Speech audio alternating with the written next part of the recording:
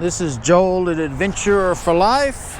I decided to interrupt the Cutlass videos because I got to test drive but a demo Ineos Grenadier today. So I am at Regal, you see over there, Nissan in Roswell, Georgia, which is the quote-unquote Atlanta dealership.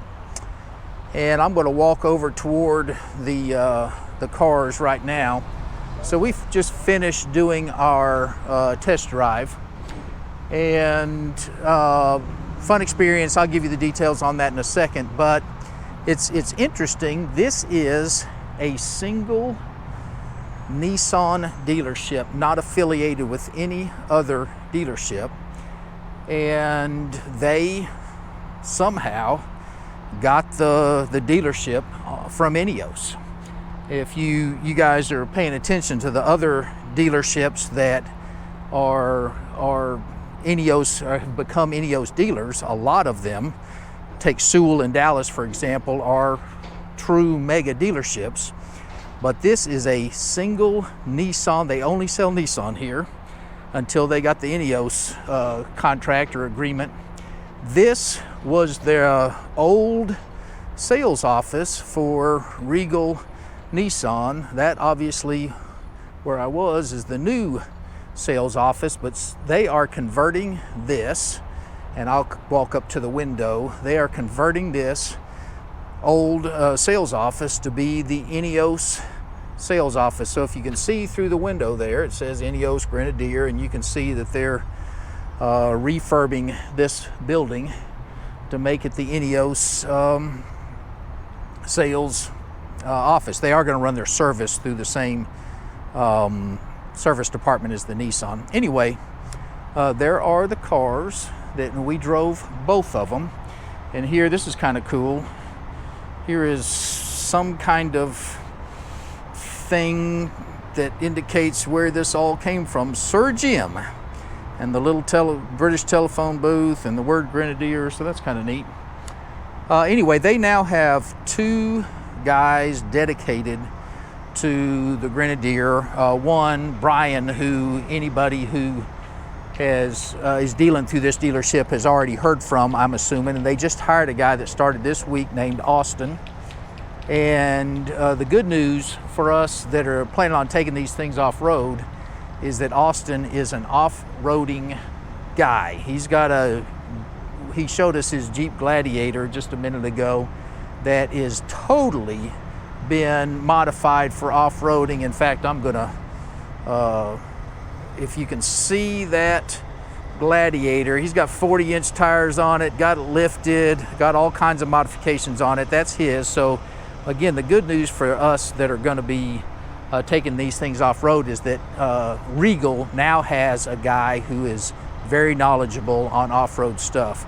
You also see that the owner of this dealership bought a Defender, and he bought it just for the purposes of compare and contrast between the Defender and the Grenadier. And obviously they're going to say, and I don't disagree with them, that the Grenadier is head and shoulders above the Defender. Anyway, so let's talk about what we did. There are two vehicles here. This is a Fieldmaster, and you can tell by it's got the little flag on the side. It doesn't have the snorkel. It's got the rubberized molding on the side of the door. It's got steps instead of rock sliders. It's got the quote-unquote fancier wheels, not just the plain old steel wheels. I'll open it up real quick and show you inside. Yeah, so both cars had the leather seats, and the seats were very comfortable. It was very enjoyable to ride in. I set the front seat on the driver's side for what was comfortable for me, and then I got in the back seat, and there was plenty of room. Now, I'm not the tallest guy in the world, but there's plenty of room in the back for anybody who wants to, whoever's going to be in the back. We had an hour for the test drive. Basically, we took it up on the highway. We took it on some city streets. From a power standpoint, the power was perfectly acceptable for accelerating onto the highway or driving down the highway or whatnot. It had good acceleration. Even when you were at speed, you could accelerate no problem. The guy that we rode with told us that the prior customer had taken this thing up to 100 miles an hour on the highway in Atlanta. So obviously it's got enough top speed. I did not do that. Probably, I don't know how fast I went, maybe 75 or something like that. But plenty of power. As far as comfort, just overall, everything was good. The fit and finish, I've heard a lot of comments about fit and finish. The fit and finish was great as far as I was concerned. The two big things that you see on the internet as far as, and in the forums, as far as things that people don't like, which is the footwell and the little footrest that it has in it, and then also the steering. The footwell to me was just an absolute non-issue. Anybody, I'm going to say this, sorry, anybody who complains about that is looking for something to complain about. The steering for sure will take some getting used to. It does not, and I'm going to use the word unsteer, it does not unsteer for you. So if you make a U-turn, and I did that, I made a U-turn, let go of the wheel, and it probably unsteered or corrected itself about halfway, and I needed to unsteer it the rest of the way. So the steering is different, it's more old school. This, that again, obviously is the Field Master. This is the Trial Master, and we drove them both. Really no difference as far as I was concerned. Obviously they've got different accessories. So the Field Master had the side steps rather than rock sliders. Oh, it had the Safari windows on top. So if you can see up there, it's got the Safari windows. This vehicle did not. I ordered my Trial Master without Safari windows because I got the roof rack, the full roof rack. You obviously see on this that it's got the gizmo to hook things to on the side of the vehicle, and it's got the snorkel for clean air or whatever, and got the winch on the front. Talk about colors for a second. So from what they know here, and again, the Regal Ineos is the #2 dealership. They got the second most orders of any dealership in the United States, and it was about 600. So they're going to deliver 600 of these things over the next probably 8 to 10 months. I was an early deposit maker. I made my deposit within an hour of the order books opening on September 29th of 2021.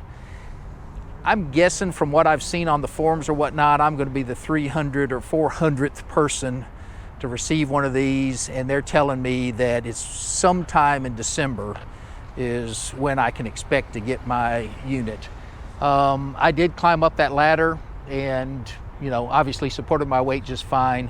The new sales guy said that they had 4 guys standing on the roof of this thing at the same time, just demonstrating how much. And the new sales guy was not the lightest guy around, and so he said tremendous load capacity on the roof.